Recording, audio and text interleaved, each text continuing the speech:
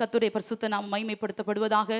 கர்த்தர் இந்த வருஷத்தின் கடைசி மாதத்திலும் முதல் நாளை கர்த்தர் காண செய்து கிருபையா இந்த வருஷத்தின் ஆரம்பம் முதல் இந்நாள் வரைக்கும் கர்த்தர் நம்மை நடத்தி வந்திருக்கிறார். டிசம்பர் மாதம் என்றாலே ஒரு கொண்டாட்டம் தான். எங்கும் வண்ண வண்ண ஸ்டார்களை பார்க்க முடியும், உயர்ந்த கிறிஸ்துமஸ் மரங்களை பார்க்க முடியும், கிறிஸ்துமஸ் தாத்தாவை பார்க்க முடியும். ஒருவேளை கொண்டாட்டத்தின் மாதமாய் பலருக்கு இருந்தாலும் நமக்கு அதைவிட பெரிய சந்தோஷம். இந்நாள் வரை கர்த்தர் நம்மை காத்திருக்கிறார், நல்ல சுகத்தை தந்திருக்கிறார், பலனை தந்திருக்கிறார். வருஷத்தின் இறுதி நாட்களை காணும்படி கர்த்தர் கிருபை பாராட்டியிருக்கிறார். இந்த தயவு பெரியது, இந்த தயவு பெரியது, இந்த தயவு பெரியது.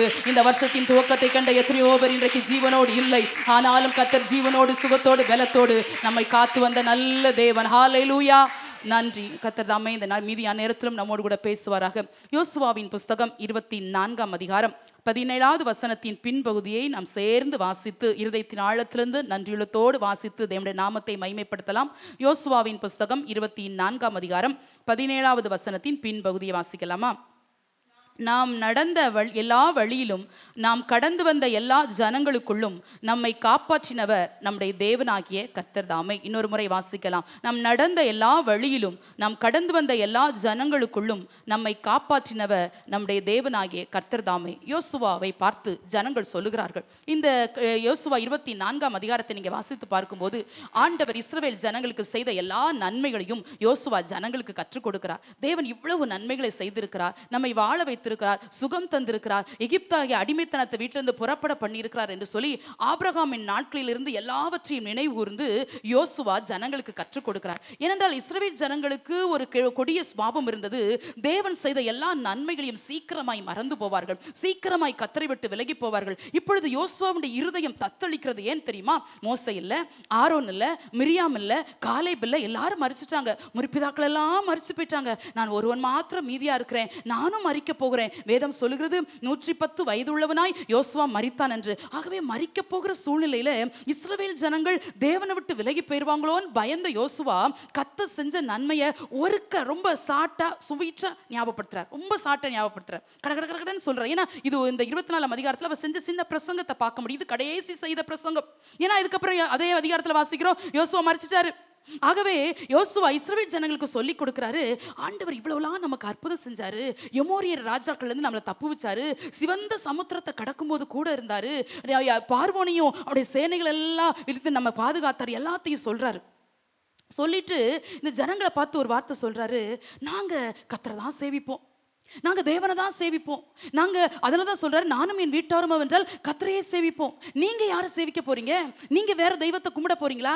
எனக்கு கர்த்தர் தான் தெய்வம், எங்கள் குடும்பத்துக்கு கர்த்தர் தான் தெய்வம், நீங்க யாரை சேவிக்க போறீங்க அப்படின்னு சொன்ன உடனே யோசுவாவின் வார்த்தையை கேட்ட ஜனங்களுக்கு இருதயம் பொங்குது. ஓ, இந்த தேவன் தான் நம்மளை நடத்தினாரா, இந்த தேவன் தான் நம்மளை ஆதரிச்சாரா, இந்த தேவன் தான் நம்மளை கூட இருந்தாரா? அதனால தானே யோசுவா சொன்ன இந்த வார்த்தை இந்த ஜனங்களுக்கு ரொம்ப பிரயோஜனமா இருந்துச்சு. பலிபீடத்திலிருந்து கர்த்தருடைய வார்த்தையை நாங்கள் உரைக்கும் போது ஒரு முழு செய்தியும் உங்களோடு பேசாட்டாலும் கர்த்தருடைய வார்த்தையின்படி அதிகாரத்தோடு வல்லமையோடு அபிஷேகத்தோடு கிருபையோடு பிரசங்கிக்கிற ஒரு வார்த்தையாகிலும் உங்கள் இருதயத்தை தொட்டு தேவன் என்னோடு பேசினார் என்று உங்களை சொல்ல வைப்பது உண்மையானால் யோசுவா சொன்ன அந்த வார்த்தையின்படி ஜனங்களுடைய இருதயம் பொங்கி சொல்றாங்க, நாங்களும் கர்த்தரை தான் சேவிப்போம். ஏன் தெரியுமா? நடந்து வந்த எல்லா வழியிலும் கடந்து வந்த எல்லா ஜனங்களுக்குள்ளும் எங்களை காப்பாற்றினவர் கர்த்தர். மோசே காப்பாற்றல, ஆரோன் காப்பாற்றல, யோசுவா நீர் காப்பாத்தல, எங்களை கர்த்தர் காப்பாற்றினார் என்று உண்மையானால் நாங்களும் அவரை தான் சேவிப்போம் என்று அந்த ஜனங்கள் வைராக்கியமாய் இருதயத்தின் ஆழத்திலிருந்து சொல்றாங்க. இதே வார்த்தை தான் இந்த வருஷத்தின் கடைசி நாட்களில் நமக்கும் இந்த வருஷத்தின் துவக்கம் முதல் இந்நாள் வரைக்கும் கர்த்தர் நமக்கு நல்லவராயிருந்தார், நம்மளை ஆதரித்து நடத்தினார், சுகம் தந்து நடத்தினார், கிருபையால் கர்த்தர் நம்மை பலப்படுத்தினார். வந்த வழிகளில் இருந்த மோசங்கள் பெரியது, வந்த பலவீனங்கள் பெரியது, வந்த கடித்த கண்ணீர்கள் பெரியது, எல்லாராலும் மறக்கப்பட்ட நாட்கள், எல்லாராலும் உடைக்கப்பட்ட நாட்கள், ஏன் வாழ்கிறோம் என்று வாழ்க்கையை வெறுத்த நாட்கள் உண்டு. ஆனாலும் இந்த தெய்வம் நமக்கு நல்லவராயிருந்தார், நல்லவராயிருந்தார், வார்த்தை தந்து பலப்படுத்தினார், இந்நாள் வரைக்கும் வாழ வைத்துக் கொண்டிருக்கிறார். நம்முடைய வார்த்தையின்படியே இன்றைக்கு ஜீவனோடு கர்த்தர் நம்மை நிற்க வைத்திருக்கிறார். இந்த நல்ல கிருபையுள்ள தேவனுக்கு முன்பதாக இந்த காலையில நன்றி செலுத்தும்படியாய் வந்திருக்கிறோம். அவங்க சொல்றாங்க, எங்களை காப்பாற்றினவர் கர்த்தர். ஒரு வார்த்தையை சொல்றாங்க, நாங்கள் நடந்து வந்த எல்லா வழியிலும் என்று. எல்லா வழினா எகிப்துக்கு போயிட்டாங்க. இப்போ சிந்தையில் எகிப்துக்கு போறாங்க. ஓ, எகிப்துல இருந்து எங்களை நடத்தினாரா? ஒரு லாங் பீரியட் ஜேர்னி. அது கஷ்டம் இருந்தது, கண்ணீர் இருந்தது, வனாந்தரங்கள், யுத்தங்கள், பயங்கரமான தண்ணீர் பற்றாக்குறைகள், தேவைகள், நெருக்கங்கள், வாதைகள், ஜனங்கள் மறிச்சுட்டே இருக்கிறாங்க. எல்லாத்தையும் பார்க்குறாங்க. ஜனங்கள் எல்லாத்தையும் பார்த்துட்டு இருதயம் பொங்குது. ஓ, நடந்த வழியில் 430 வருஷம் அடிமைப்பட்டிருக்கிறாங்க, ப்ளஸ் 40 வருஷம் நடந்து வந்திருக்கிறாங்க. 430 + 40 470. இந்த 470 வருஷமா எங்கள் முற்பிதாக்களுக்கும் எங்களுக்கும் நாங்கள் நடந்த வழியிலெல்லாம் கர்த்தர் எங்களுக்கு கூட வந்தாரோ. ஓ, எவ்வளவு அருமையா நடத்தி வந்திருக்கிறார். இஸ்ரவேல் ஜனங்களுக்கு மாத்திரம் இல்ல, நமக்கும் கர்த்தர் நல்லவரா இருந்தார். ரொம்ப சாட்டா செய்தியை முடிச்சிருவேன். நல்லா கவனிக்கணும். நன்றியால பொங்கி பொங்கி வார்த்தைகளை கேட்கணும். ஆண்டவர் நடந்த வழியிலெல்லாம் நம்மை சுகமாய் காத்து தப்ப பண்ணி இருக்கிறார். எத்தனையோ வியாதிகள் நிறைந்த உலகத்துல, ஆபத்துகள் நிறைந்த உலகத்துல, நேற்று ஒரு சபையில ஜெபம் நடந்து கொண்டிருக்கும் போது அவங்க சொல்லுகிற ஜெப குறிப்பை நான் கூர்ந்து கவனிச்சிட்டு இருந்தேன். அவங்க சொன்ன ஜெப குறிப்பு உண்மையா என் உள்ளத்தை அசைத்தது. என்ன தெரியுமா? 2 வயசு பிள்ளைக்கு கேன்சர், 2 மாச பிள்ளைக்கு கேன்சர், 5 வயசு பிள்ளை கேன்சர் கேன்சர்னு வாசிச்சே இருக்கிறாங்க. அதுவே ஒரு 100 பேருக்கு வாசிச்சிருப்பாங்க போல. ஐயோ, என் இருதயம் ரொம்ப அசைக்கப்பட்டது. ஆண்டவரே, சின்ன சின்ன பலவீனங்களுக்கெல்லாம் சோர்ந்து போகிறோமே. குட்டி பிள்ளைங்க, பாவமறியாத பிள்ளைங்க, தீமனா என்னன்னு தெரியாது, பாவனா என்னன்னு தெரியாது, அப்படிப்பட்ட பிள்ளைகள் எல்லாம் கொடிய வியாதியில் ஆண்டவரை பாதிக்கப்பட்டு ஐசி வார்டில் டாக்டரால கைவிடப்பட்டு இருக்கும் போது கர்த்தர் நமக்கு இவ்வளோ சுகம் தந்திருக்கிறாரே, இவ்வளோ பெரிய கிருபை பாராட்டி இருக்கிறாரே. நடந்த வழியிலெல்லாம் நம்மளை காத்து வந்த தேவன். அதனாலதான் அந்த ஜனங்கள் சொல்றாங்க, நான் நடந்த வழியில கர்த்தர் காத்தாரு. எத்தனை பேருக்கு அந்த நன்றி இருக்குதோ இல்லையோ தெரியல. ஆதியாமத்தின் புஸ்தகம் 28ஆம் அதிகாரம் 20வது வசனத்தை வாசிக்கலாம். ஆதியாமத்தின் புஸ்தகம் 28:20. அப்பொழுது யாக்கோபு, தேவன் என்னோடே இருந்து நான் போகிற இந்த வழியிலே என்னை காப்பாற்றி உண்ண ஆகாரமும் உடுக்க வஸ்திரமும் எனக்குத் தந்து. இதுல வாசிக்கிறோம், யாக்கோபு ஆண்டவரை பார்த்து சொல்றாரு, இது ஒரு கட்டாய பயணம். ஈசாக்கும் ரெபேக்காலும் யாக்கோபை கட்டாயமா வீட்டை விட்டு இறக்கி விடுறாங்க. ஏன்னா போனா தான் யாக்கோபுடைய ஜீவன் தப்பு வைக்கப்படும். நிலைமை ரொம்ப மோசமாயிடுச்சு, வேற வழியே இல்லை. ஆகவே யாக்கோபு கட்டாயப்படுத்தப்பட்டு வீட்டை விட்டு இறக்கி அனுப்பப்படுறாரு. இது அவருக்கு ஒரு புதுமையான அனுபவம். ஏனென்றால் தாயின் அரவணைப்பிலே வாழ்ந்த யாக்கோபு, அவருக்கு இப்படி பயணம் செஞ்சு பழக்கம் இல்லை, அதுவும் தனிமையா போய் பழக்கம் இல்லை, எந்த பழக்கமும் இல்லாதவராய் ராத்திரியில தூக்கம் வந்ததுனால ஒரு தலையில கல்லை வச்சு தூங்கிட்டாரு. அந்த ஏணிக்கு மேல கர்த்தர் நின்று தரிசனமும் கொடுத்தாச்சு. இப்போ தரிசனமும் கொடுத்த உடனே அம்மா கொடுத்து விட்டது வெறும் எண்ணெய் தான். ஏன்னா வனாந்திரத்துல நடக்கும்போது கால்கள் பொத்து போயிரும் சொல்லி அம்மா எண்ணெய் கொடுத்து விட்டாங்க. அந்த எண்ணெயும் அந்த தூணுக்கு மேல வாத்துட்டாரு. இப்போ கையில ஒன்றும் இல்லை, ஒரு கோல் மட்டும் இருக்குது. ஆனா போகிற வழி நெடுந்தூரம் போகணும். அங்க மாமா எடுத்துக்கிட்டு வரா தெரியாது, மாமா வீட்டுக்கு அம்மா அட்ரஸ் ஒன்றும் கொடுத்து அனுப்பல தெரியாது, யார் கூட்டி கொண்டு போக தெரியாது, எப்படி திரும்பி வருவேன்னு தெரியாது, எப்படி வாழ்வேன்னு தெரியாது, அவருடைய எதிர்காலம் எப்படின்னு தெரியாது. இதுக்கடையில சிலர் சொல்றாங்க 75 வயசுக்கு மேலதான் யாக்கோபு பயணிச்சிருக்கிறான் சொல்றாங்க. அப்பமே ஒரு முதிர் வயது, இன்னும் திருமணம் ஆகல. வாழ்க்கையெல்லாம் கேள்விக்குறியா இருக்கும்போது கர்த்தரை பார்த்து ஒரு வார்த்தை சொல்றா, நான் போகிற வழியில என்ன காப்பாற்றுவீங்களாப்பா? நான் போகிற வழி கடினமானது, நான் போகிற பாதை கடினமானது, இந்த வழியில என்ன காப்பாற்றி எனக்கு உண்ண ஆகாரமும் உடுக்க எனக்கு வஸ்திரமும் தருவீங்களா? எவ்வளவு சின்ன பிள்ளை மாதிரி ஜெபிக்கிறாரு ஐஸ்வர்யமான யாக்கோபு. ஆண்டவரை பார்த்து கேட்கிறார், அப்பா ஆஃப்டர் ஆல் ஒரு ட்ரெஸ்ஸுக்கும் ஆஃப்டர் ஆல் ஒரு சாப்பாட்டுக்கும் ஆண்டவரை பார்த்து கேட்கிறார், போகிற வழியில என்ன காப்பாற்றுவீங்களா? அந்த தனிமையான பயணம் யாக்கோபுக்கு இருதயத்தை நிலைகுலைய செய்து, யார் என்னோடு வருவா, யார் என்னோடு வருவா? நான் நேசிக்கிற தகப்பனும் தாயும் என்னோடு வரவில்லையே, இந்த பயணத்துல கர்த்தர் என்னை காக்கணுமே. மனுஷர்களுக்கென்று ஒரு குறிப்பிட்ட எல்லை உண்டு. எவ்வளவுதான் நம்மளை நேசிச்சாலும், அது பெத்த தாய் தகப்பனா இருந்தாலும், உடன் பிறந்தவர்களா இருந்தாலும், கணவனா இருந்தாலும், மனைவியா இருந்தாலும், நம்முடைய வாழ்க்கையில என்டர் ஆகிறதுக்கு ஒரு குறிப்பிட்ட எல்லை உண்டு. அதை தாண்டி அவங்களால வர முடியாது. ஆனா நாம் ஆராதிக்கிற தேவன் எல்லா எல்லைகளை தாண்டி நம்முடைய வாழ்க்கையில வந்து நம்மை விடுவிக்கிற ஆதரிக்கிற நல்ல தேவனாயிருக்கிறார். அவருக்கு ஒரு குறிப்பிட்ட எல்லை கிடையாது. அவர் எல்லை கடந்து வந்து நம்மளை ஆசீர்வதிக்கிற தேவனாயிருக்கிறார். அல்லேலூயா. ஆகவே இந்த தனிமையான பயணத்துல யாக்கோபு கர்த்தரை பார்த்து சொல்றாரு, நான் போற வழியில என்னை காப்பாற்றிக்கிடுங்கப்பா, எனக்கு பயமா இருக்குதுப்பா. முத நாள் பயணமே தலையில கல்ல வச்சு பெட்ல படுத்த என்னைய போய் இப்படி ஒரு வனாந்திரத்துல, இப்படி ஒரு வெறுமையான இடத்துல, வானம் பார்த்த பூமியில தலையில கல்ல வச்சு படுத்துட்டேன். இந்த முதல் ராத்திரியே எனக்கு இப்படி இருந்துச்சுன்னா இனி வருகிற இரவுகள் எப்படி இருக்குமோ எனக்கு தெரியாது ஆண்டவரேன்னு சொல்லி ஆண்டவர்கிட்ட கேட்கிறாரு, என்ன காப்பாற்றுவீங்களா? நான் போகிற வழியில என்ன காப்பாற்றுவீங்களான்னு கேட்டாரு. நம் நடந்து வந்த வழியில இதுவரைக்கும் நம்மை காப்பாற்றினார். இனி வருகிற நாட்களில் நம்மை காப்பாற்றுகிற நல்ல தேவன். தனிமையான பயணமாயிருக்கலாம், வெறுமையான பயணமாயிருக்கலாம், யாரும் நம்மை புரிந்து கொள்ளாத சூழல் நடந்து வரலாம். அதான் ஒரு பாடல் உண்டல்ல, ஹல்லேலூயா.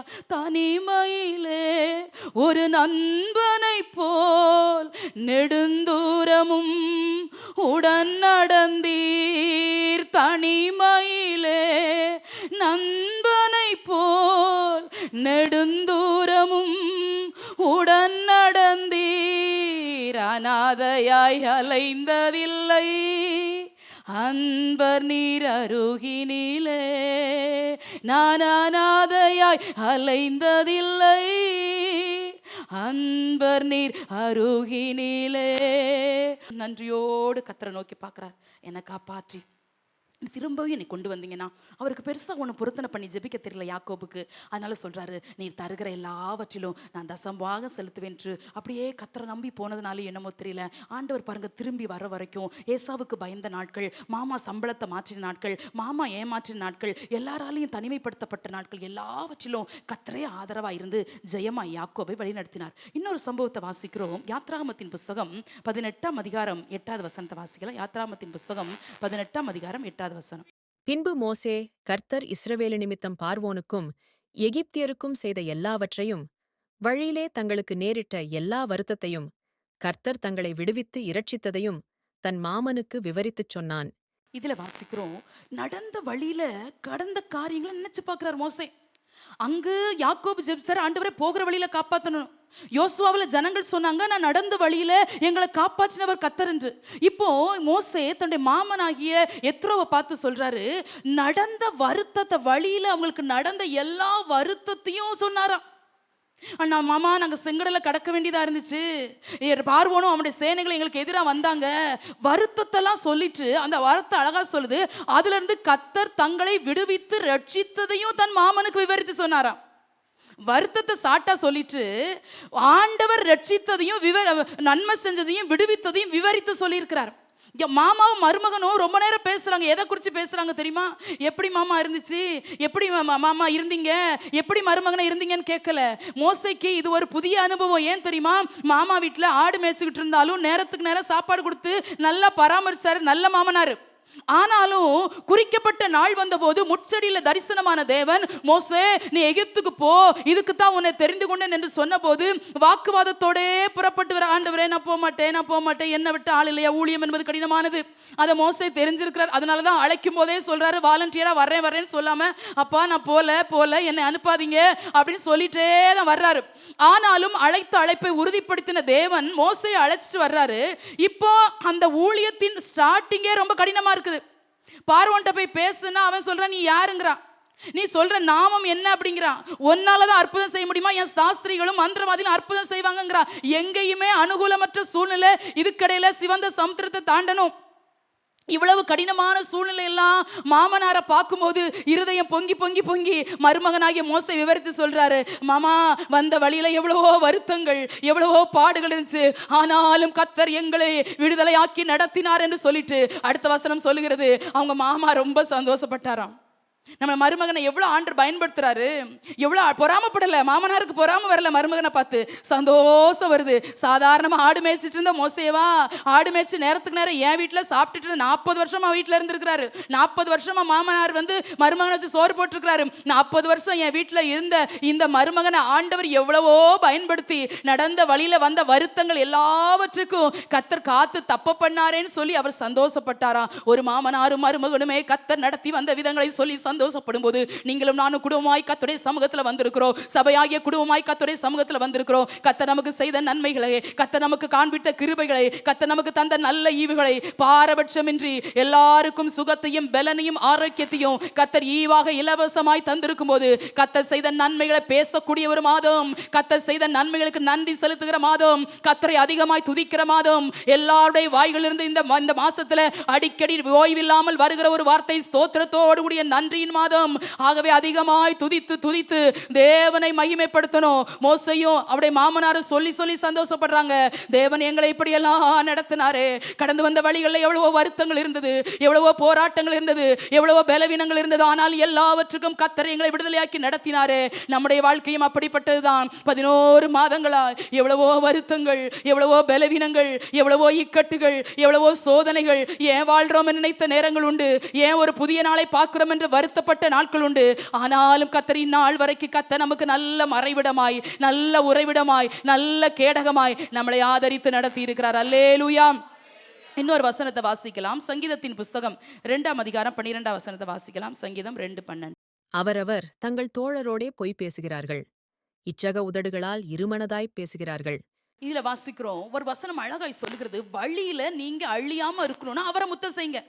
அப்படின்னா என்ன சொல்ல, ஆண்டவரை பிடிச்சுக்கோங்க, தெய்வத்தை ஆராதிங்க, தெய்வத்துக்கு பிரியமா இருங்க, தெய்வத்தையே சேவிங்க. அவர் தான் இந்த போகிற வழியிலெல்லாம் நம்மளை காத்து காத்து வர்றாரு. வியாதி, பலவீனம், போராட்டம், பிரச்சனை, கண்ணீர், கவலை, சோகம், இழப்பு, வேதனை எல்லாத்திலும் காத்துட்டாரு. ஆனா இனி ஒரு நாள் வரப்போகுது, அதுதான் நியாய தீர்ப்பின் நாள். அப்போ நீங்க இந்த வழியில நீங்க அழியாம இருக்கணும்னா அவரை முத்தம் செஞ்சு அவரை அண்டிக் கொண்டீங்கன்னா நீங்க பாக்கியவான்களா இருப்பீங்க. நிறைய பேருக்கு இந்த இம்மைக்குள்ளே ஆசீர்வாதத்தையே எதிர்பார்த்து எதிர்பார்த்து எதிர்பார்த்து மறுமையை மறந்துடுறாங்க. அதனாலதான் ஒரு ட்ராக்ஸ் அடிச்சிருக்கிறோம், அதிர்ஷ்டம் உங்களுக்காய் காத்திருக்கிறது என்று. என்ன அதிர்ஷ்டம்?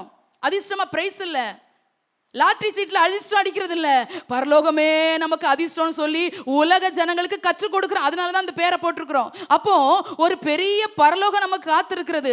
அவரை அண்டிக் கொள்ளுகிற யாவரும் பாக்கியவான்க. ஏன்னா கொஞ்ச காலத்துல அவருடைய கோபம் பற்றி எரிய போகுது. இது கிருபையின் காலம். இப்ப கர்த்தருடைய பந்தியில உட்காராட்டாலும் ஓகே, ஆண்டவர் அது மறந்துறாரு. சர்ச்சுக்கே வாங்க வாங்கன்னு கூப்பிட்டு வராம இருந்தாலும் ஓகே, ஆண்டவர் அதையும் மன்னிச்சுறாரு, மறந்துறாரு. ஆனா ஒரு நாள் வரப்போது, அந்த நாளுக்கு ஒத்த நாள் இல்லை என்று வேதம் சொல்லுகிறது.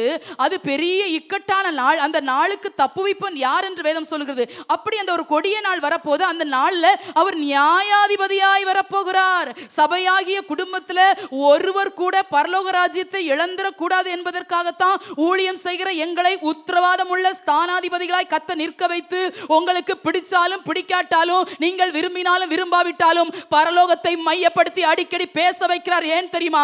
அவரை அண்டிக் கொள்ளுகிற யாவரும் பாக்கியவான்கள். கொஞ்ச காலத்துல அவருடைய கோபம் பற்றி எரிய போகிறது.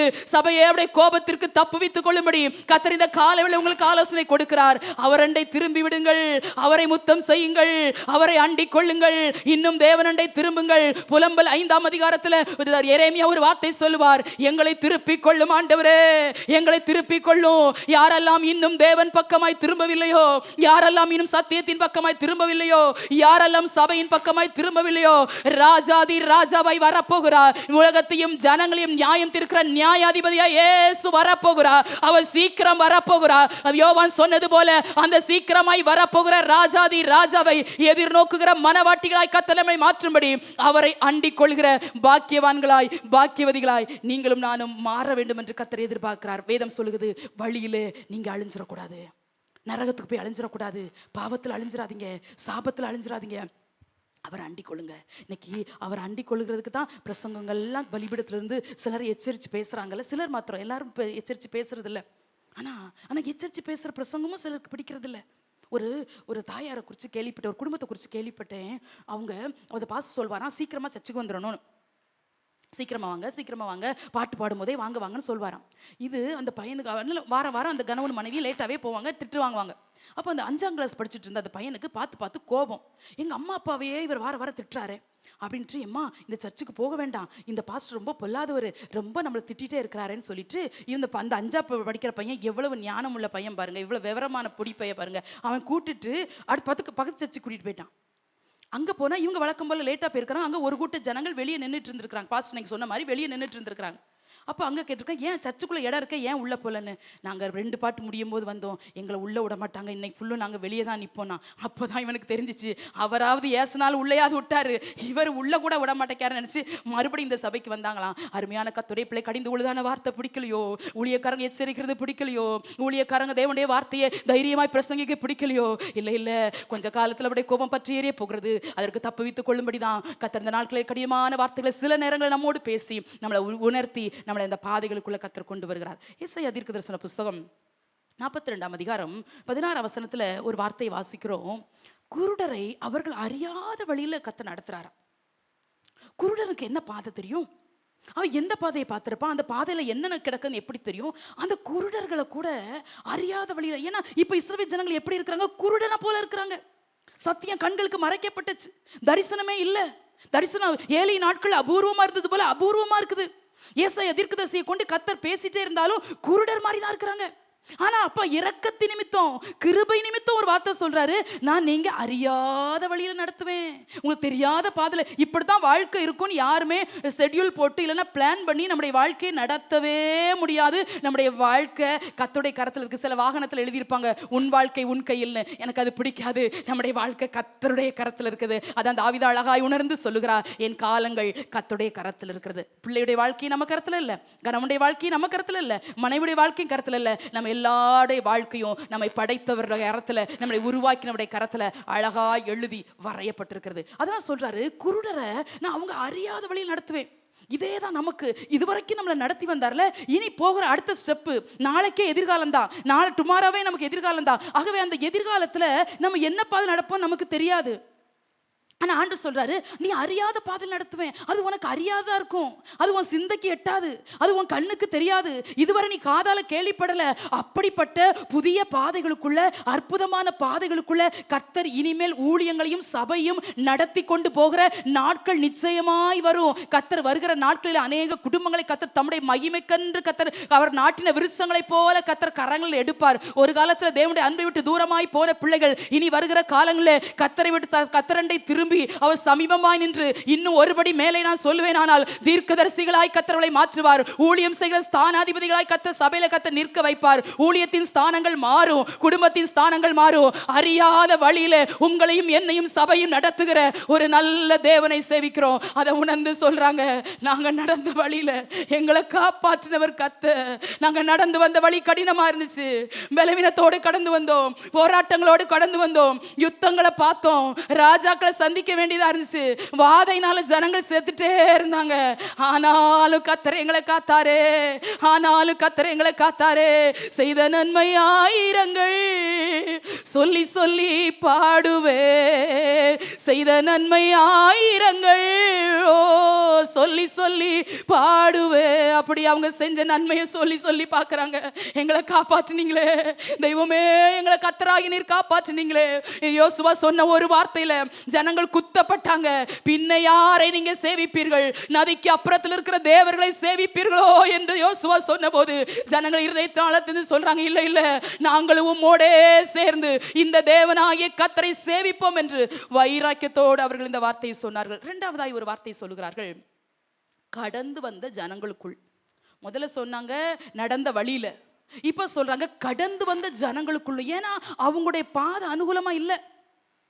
இந்த 40 வருஷ பயணம் என்பது ஒரு பெரிய சவாலா இருந்துச்சு அவங்களுக்கு. ஒரு நாள் புறப்பட்டு கானான்ல வந்து நிக்கல, எகிப்துல இருந்து பல இரவுகள், பல பகல்கள், பல ஆண்டுகள் தேவன் மகிமையா நடத்தி கொண்டு வந்தார். மன்னாவை கொடுத்தார், கால் வீங்கல, ட்ரெஸ் பழசாகல, பாதரட்சைகள் பழசாகல, அப்பப்ப ஆதரித்து நடத்தி கொண்டுதான் வந்தாரு. ஆனாலும் அவர்களுடைய அறியாமை நிமித்தம், அவருடைய முறுமுறுத்து நிமித்தம் கர்த்தர் அவர்களை அடித்து கொண்டே தான் வர்றாரு. ஜனங்களும் செத்துட்டே வர்றாங்க. இப்ப சொல்றாங்க, நாங்கள் கடந்து வந்த ஜனங்களுக்குள்ள. நம்மளும் நிறைய ஜனங்களை கடந்து வந்தோம். அன்பா இருந்த ஜனங்களும் நம்ம கூட வந்தாங்க, தயவு செய்கிற ஜனங்களும் நம்ம கூட வந்தாங்க, உதவி செய்கிற ஜனங்களும் கூட வந்தாங்க. ஆனா எதிர்த்து நின்ற ஜனங்களையும் கடக்க வேண்டியதா இருந்தது, நம்முடைய அன்பை உதாசீனப்படுத்தின ஜனங்களையும் கடக்க வேண்டியதா இருந்தது, நன்மைக்கு தீமை செய்கிற ஜனங்களையும் கடக்க வேண்டியதா இருந்தது, நம்மோடு கூட போராடின ஜனங்களையும் கடக்க வேண்டியதா இருந்தது, நம்மை மறந்து விட்ட ஜனங்களையும் கடக்க வேண்டியதா இருந்தது. எல்லா ஜனங்களுக்குள்ளும் நம்ம கடந்து வந்த குடும்ப வாழ்க்கையிலும், நம்ம கடந்து வந்த சரீரப்பிரகாரமான வாழ்க்கையிலும் நம்மளை காப்பாற்றினவர் கர்த்தர், நம்மை காப்பாற்றினவர் கர்த்தர். முரட்டாட்டமான ஜனங்களை சில நேரம் கடக்க வேண்டியதா இருந்தது.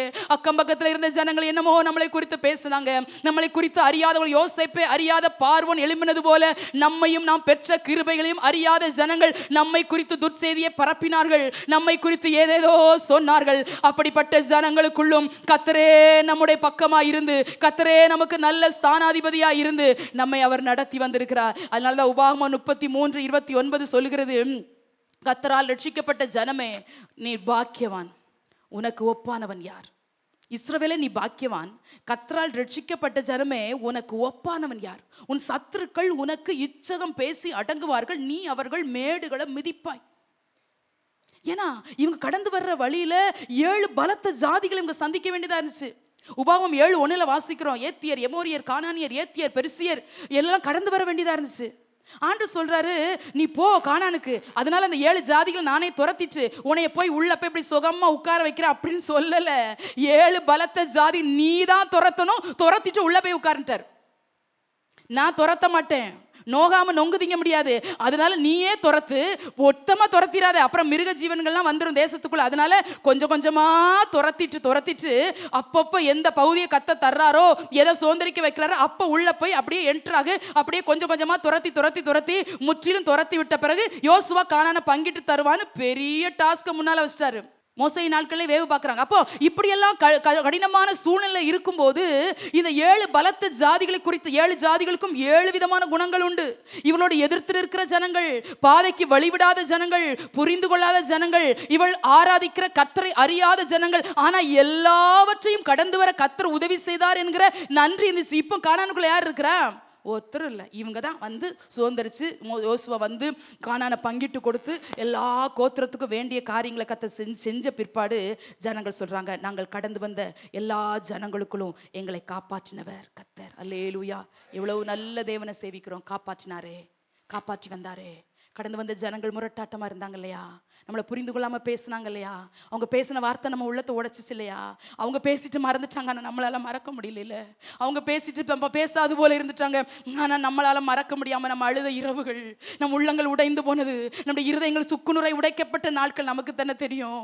ஆனா எல்லா ஜனங்களுக்குள்ளும் கர்த்தர் நமக்கு நல்ல ஆதரவாய் நம்ம உடன் வந்தார். அல்லேலூயா. கடைசியில் சொல்றாங்க, நம்மை காப்பாற்றினவர் நம்முடைய தேவனாகிய கர்த்தர். ரொம்ப விரிவாக பேசுறதுக்கு வார்த்தை முடிக்க போகிறேன். ரொம்ப விரிவாக பேசுறதுக்கு அவங்களுக்கு டைம் இல்லை. ஏன்னா கடைசி நிமிஷம் யோசுவா மரிக்க போகிறாரு. 110 வயசு. யோசுவாவை கர்த்தர் எடுத்துக்கொள்ள போகிறாரு. ஆனால் யோசுவாவுக்கு ஒரு பயம், நான் போன பிற்பாடு இந்த ஜனங்களை எப்படி ஆண்டவர் சேவிப்பாங்க. அதனால தான் இருக்கும் போதே சொல்லிட்டு போயிட்டார். கீழே உள்ள வசனங்களாம் நீங்கள் பின்ன வீட்டில் போய் வாசித்தீங்கன்னா அங்கே இருந்த மூப்பர்களெல்லாம் ரொம்ப நாள் ஆண்டவரை விடாமல் பற்றி கொண்டு சேவிக்கிறாங்க யோசுவா காலத்துக்கு பிற்பாடு. அதனால உள்ளத்தின் ஆழத்திலிருந்து சொல்ல வேண்டியதை சொல்லிட்டாரு. இப்ப ஜனங்களும் சொல்றாங்க, எங்களை காப்பாற்றினவர் கர்த்தர். இந்த வருஷத்தின் துவக்கம் முதல் இந்நாள் வரைக்கும் நம்மளை காப்பாற்றினவர் கர்த்தர். எல்லாரும் மறிச்சு போயிட்டாங்க இந்த வருஷத்தின் ஆரம்பத்தை கண்டவங்க. ஆனா இந்நாள் வரைக்கும் கர்த்தர் நமக்கு நல்ல சுக பெல்ல தந்து நம்மளை வாழ வச்சு கிருபையாய் கர்த்தர் நடத்தி வந்திருக்கிறார். பலவீனம் வந்துச்சுதான், வியாதி வந்துச்சுதான், போராட்டம் வந்துதான், எத்தனையோ நேரம் அழுதோம், இல்லைன்னு சொல்லல. ஆனாலும் இன்ன வரைக்கும் நிற்கவும் நடக்கவும் நம்முடைய வேலைகளை செய்யவும் கர்த்தர் ஒவ்வொரு நாளும் வேண்டிய பலனை சுகத்தை கர்த்தர் தந்து கொண்டே இருக்கிறார். கண்களுக்கு நல்ல வெளிச்சம் கொடுத்தார், காதுகள் கேட்கும்படி கிருபை செய்தார், நடப்பதற்கு கால்களை கர்த்தர் பலப்படுத்தினார், இருதயம் ஒரு நாள் நின்று விடாமல் இந்நாள் வரைக்கும் துடிக்க செய்து அதை வாழ வைத்து நான் உயிரோடு இருக்கிறேன் உள்ள லப்டப் நம்ம இருதயம் உள்ள துடிச்சுக்கிட்டே இருக்கிறதுனால தான் இந்த காலைவெளியில் ஜீவனோடு வந்து அழகாய் வந்து நேர்த்தியாய் வந்து கர்த்தரை இந்த காலைவெளியில் நாமும் நீங்களும் நானும் ஆராதித்துக் கொண்டிருக்கிறோம். இது எதற்கு அடையாளம்? கர்த்தர் நம்மை காப்பாற்றினதுனால. அதனால தான் ஆதியாமத்தில் யாக்கோபு சொன்னாரு, நான் போகிற வழியில என்னை காப்பாற்றி. அதை நினைவு ஊரார் பாருங்க. ஆதியாகமம் 35:3 வாசிக்கும் போது, நான் நடந்த வழியில என்னோடு கூட வந்த அப்படின்னு ஒரு வார்த்தை சொல்வார். நான் கடந்த வழியில என் கூட கர்த்தர் வந்தாரு, என்னை காப்பாற்றும்படி வந்தார். ஏன்னா போகும்போது அதான ஜெபம் யாக்கோபுக்கு, என்னை காப்பாற்றுவீங்களாப்பா, என்னை காப்பாற்றுவீங்களா? அறியாத ஜனங்கள் கூட தெய்வமே காப்பாத்துன்னு சொல்றாங்க. நம்ம இந்த ஜெபத்தை ஏறெடுக்கிறதே இல்லை.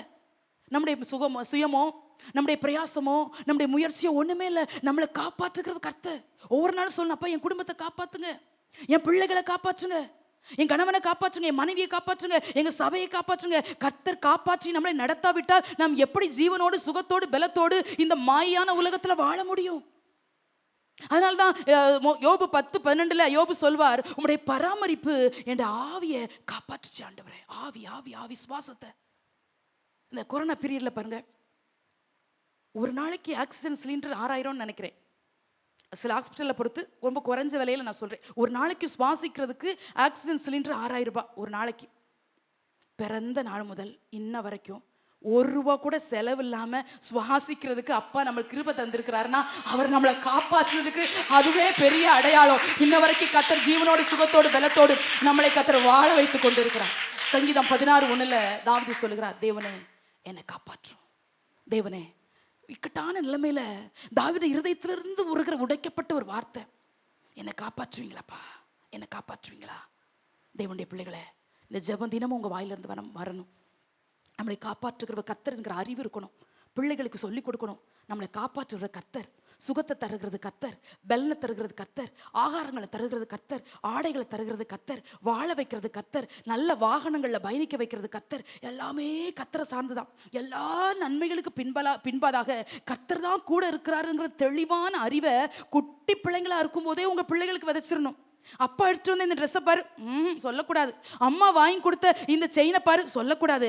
அப்பா ஏசப்பா தந்திருக்கிறாங்கப்பா, வா மகனே, வா மகளே, ஏசப்பா இன்னைக்கு உனக்கு இது புதுசாக தந்திருக்கிறாரு. நான் முதல்ல அப்பாவுக்கு ஏசப்பாக்கு தேங்க்ஸ் சொல்லு, அப்புறம் அம்மா உன் கையில் தரேன் சொல்லி பழக்கிறீங்களா? சொல்லி வாழ வச்சிருக்கிறீங்களா உங்க பிள்ளைங்கள?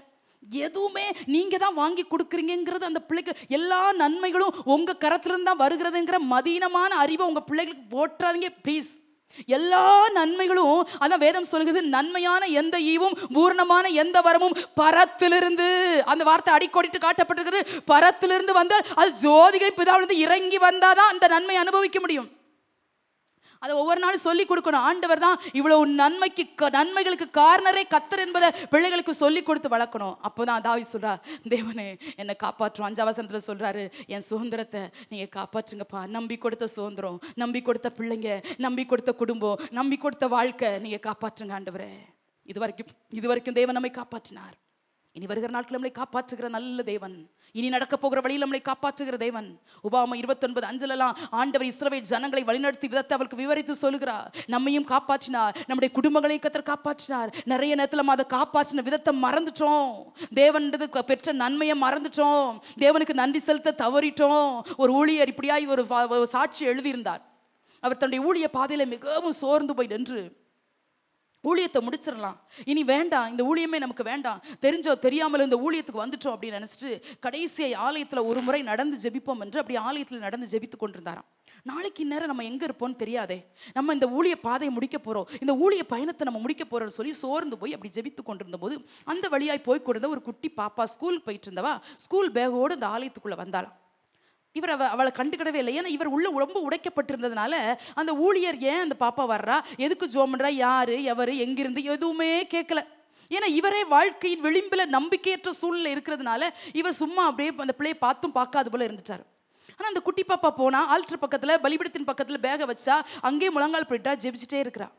இவர் நினைச்சார், இவன் இந்த சின்ன பிள்ளைக்கு என்ன தேவை இருக்குது, இந்த சின்ன பிள்ளை வந்து என்ன ஜோம் பண்ணுது, கொஞ்சமாவது குற்று கேட்போன்னு சொல்லி அந்த பிள்ளையின் பக்கத்தில் போய் நின்னாராம். அப்போ அந்த பிள்ளை ஜோமுன்சான், ஏசப்பா இன்னைக்கு எங்கள் வீட்டில் சாப்பிட்றதுக்கு ஒன்றுமே இல்லை, அம்மா ஒரே ஒரு பிரெட் ஸ்லைஸை தான் எனக்கு தந்தாங்க, ஒரு சின்ன பிரெட் துண்டை தான் எனக்கு தந்தாங்க, ஆனால் அதில் என் வயிறு நிறைய உதவி செஞ்சீங்களே, உங்களுக்கு நன்றி ஆண்டவரே. நேற்று ஹோம்ஒர்க் செய்கிறதுக்கு எனக்கு நோட் இல்லை, அதனால நான் ஹோம்ஒர்க் செய்யாமல் போனதுனால டீச்சர் என்னை ரொம்ப அடித்தாங்க, ஆனால் அது வலிக்காமல் காத்தீங்களே, நன்றி ஆண்டவரே. இன்னைக்கு கூட டீச்சர் சொல்லும் போது எழுதுறதுக்கு எனக்கு நோட் இல்லை, ஆனால் பக்கத்து பிள்ளை 2 பேப்பர் தந்து என்னை எழுத வச்ச ஆண்டவரே, அதுக்கு நன்றி ஆண்டவரே. போடுறதுக்கு நல்ல ஷூ இல்லை, ஆனால் கிழிஞ்ச ஷூனாலும் தந்தீங்கல்ல ஆண்டவரே, அது அம்மா அந்த ஷூ லைஸை கூட முடிச்சு போட்டு தான் கட்டி வச்சிருக்கிறாங்க, ஆனாலும் அதையாவது தந்தீங்களே, நன்றி ஆண்டவரே. நான் இப்போ வீட்டுக்கு போகிறேன் ஆண்டவரே, அப்பா இன்னைக்கு வயலில் விளைஞ்சதை வித்துட்டேன்னா சாப்பாடு வாங்கி தருவேன்னு சொன்னார்ப்பா, ஆனால் வீட்டுக்கு போகிறேன், ஆனால் வீட்டில் எனக்கு ஆகாரம் இருக்குமோ என்னமோ தெரியாது, ஆனால் அப்படி ஆகாரம் இல்லைன்னா வயிறு பசிக்காமல் என்ன காத்துக்கிடுவீங்களாப்பா அப்படின்னு சொல்லிச்சான் அந்த பிள்ளை. இதை பார்த்துட்டு அந்த ஊழியருடைய உள்ள உடைக்கப்பட்டுச்சு. ஓ, வாழ்க்கையில் கார் இருக்குது, வீடு இருக்குது, எல்லாமே இருக்குது, எவ்வளவோ நன்மைகளை நம்ம அனுபவிக்கிறோம். ஊழியத்தில் இருக்கிற சில பிரச்சனைகளை நம்ம தாண்ட முடியாமல் சோர்ந்து போயிட்டோமே நினச்சி அந்த பாப்பாவை எழும்ப வச்சு அந்த பிள்ளைக்கு தேவையான எல்லா ஆகாரங்களை கொடுத்து அந்த பிள்ளையை சந்தோஷமாக வீட்டுக்கு அனுப்பி வச்சுட்டு தானும் தன்னுடைய ஊழியத்தை சந்தோஷமாய் தொடர்ந்து அதே இடத்துல ஒரு சபையை நல்ல சபையை கட்டி இன்றைக்கும் கர்த்தருடைய ஊழியத்தை மேன்மையாய் செய்வதற்கு கர்த்தர் பலப்படுத்தி இருக்கிறார். ஏன் தெரியுமா?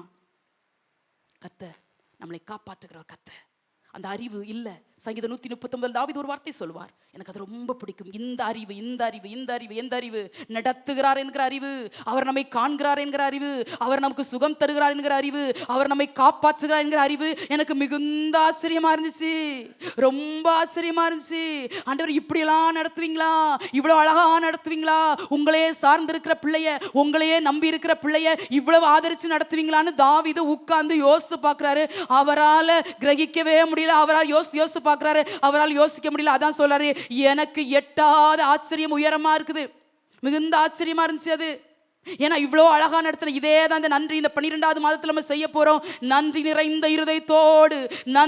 இருதயத்தோடு தேவன் நமக்கு செய்த எல்லா வழிகளையும் உட்கார்ந்து யோசித்து, இந்த மாசத்துல குடும்பத்துல கணவன் மனைவி பிள்ளைங்க தேவையற்றதை பேசவே கூடாது. பெண்கள் சமையல் அறையில் நின்னாலும் ஸ்தோத்திரம் சொல்லிட்டு இருக்கணும். கணவன் வண்டியில போனாலும் வேலைக்கு போனாலும் ஸ்தோத்திரம் சொல்லிட்டு போகணும். குட்டி பிள்ளைங்களாம் ஸ்கூலுக்கு போனாலும் பிள்ளைங்களாம் காலேஜுக்கு போனாலும் ஸ்தோத்திரம் ஸ்தோத்திரம் ஸ்தோத்திரம் ஸ்தோத்திரம்னு அந்த வார்த்தை வந்துட்டே இருக்கணும். நீங்க போடுகிற ஸ்தோத்திரம் உங்க வாழ்க்கையை தப்ப வச்சு, உங்களுக்கு எதிராக எழும்பி வருகிற பிசாசின் கிரிகளை அழிய வச்சு, புதிய வருஷத்துக்கு வேண்டிய நன்மைகளை கொடுக்கும். நீங்க போடுற சாதாரண ஸ்தோத்திரத்துல இவ்வளவு வல்லமை இருக்குது. இது ஸ்தோத்திரத்தின் மாதம், இது துதியின் மாதம், இது நன்றி செலுத்துகிற மாதம். தாவீது சொல்றார், தேவனே என்னை காப்பாற்றும் என்று. இன்னுமா 103 சங்கீதத்தில் தாவீது ஒரு வார்த்தை எழுதுகிறார், என் ஆத்துமாவே கர்த்தரை. எல்லாருக்கும் பிடிச்சதுன்னு கண்ணை மூடாதவங்களாம் அப்பதான் கண்ணை மூடுவாங்க. எல்லாருக்கும் வேதத்தில் மனப்பாடமா தெரிகிற வசனம் என்னன்னா சங்கீதம் 103, 1, 2. அதான் தாவீது சொல்றாரு, என் ஆத்துமாவே கர்த்தரை ஸ்தோத்திரி, என் முழு உள்ளமே அவருடைய பரிசுத்த நாமத்தை ஸ்தோத்திரி, என் ஆத்துமாவே கர்த்தரை ஸ்தோத்திரி, கர்த்தர் செய்த சகல உபகாரங்களை மறந்துடாத. ஏன் தெரியுமா, நம்முடைய ஆத்மாவுக்கு ஒரு கெட்ட குணம் உண்டு. நன்மை வாங்கும் போது தேங்க்ஸ் சொல்லும், ஆனா கொஞ்ச நாள் ஆனும்போது மறந்துடும். அதனால தாவீது தன் ஆத்துமாவையே எச்சரித்து சொல்றார், என் ஆத்துமாவே, எனக்குள்ள இருக்கிற ஆத்துமாவே, கர்த்தர் செஞ்ச நன்மையெல்லாம் பார்த்த ஆத்துமாவே, கர்த்தர் செஞ்ச ஈவுகள் எல்லாம் அனுபவிச்ச ஆத்துமாவே, நீ மறந்துடாத. அவர் செய்த சகல உபகாரங்களையும், அவர் செய்த சகல நன்மைகளையும், அவர் தந்த நல்ல சுகத்தையும், அவர் தந்த நல்ல வீட்டையும், அவர் நமக்கு தந்திருக்கிற நல்ல குடும்பத்தையும் நீ மறக்காத. நாம் அனுபவிக்கிற எல்லா மேன்மைகளும் கர்த்தர் தந்தது. அதான் சொல்லி முடிக்கிறார், நீ மறவாதே. அதான் உபாமி 8 ஆண்டவர் சொல்றாரு, நீ புசித்து குடித்து திருப்தியாகி நல்ல வீடுகளை கட்டி குடியிருக்கும் போது நீ கர்த்தரை மறவாதபடிக்கு நீ எச்சரிக்கையாயிரு. அழகா இந்த வார்த்தையை இந்த ஜனங்கள் யோசுவா 24:17 வாசித்தது போல, நாம் நடந்த வழியிலும் நாம் கடந்து வந்த ஜனங்களுக்குள்ளும் நம்மை காப்பாற்றினவர் கர்த்தர், நம்மை காப்பாற்றினவர் கர்த்தர். இந்த வருஷத்தின் இறுதி நாட்களை நம்ம பார்க்கிறோம்னா, நீங்களும் நானும் பாக்கியவான்கள், பாக்கியவதிகள். எந்த தகுதியும் இல்லை, நீங்களும் நானும் தேவனுக்காக ஒன்றும் செய்யலை. தகுதியற்ற நம்மை இவ்வளோ தூரம் அழகாய் நடத்தி வந்து, பத்திரமன் வந்த வியாதியில் சில டாக்டர்கள் கைவிட்ட போது, டாக்டருக்கு என்னமோ சொல்லுவாங்க நினைச்ச போது, எல்லா சூழ்நிலைகளும் கர்த்தர் ஜீவனோடு இது வரைக்கும் நம்மளை காப்பாற்றி ஆதரித்து நடத்தி வந்திருக்கிறாரே. நல்ல தேவனை சேவிக்கிறோம், பெரிய தேவனை சேவிக்கிறோம். நாம் நடந்த வழியிலும் நாம் கடந்து வந்த ஜனங்களுக்குள்ளும் நம்மை காப்பாற்றினவர் கர்த்தர். எல்லாரும் அப்படி எழும்பி நிற்கலாம்.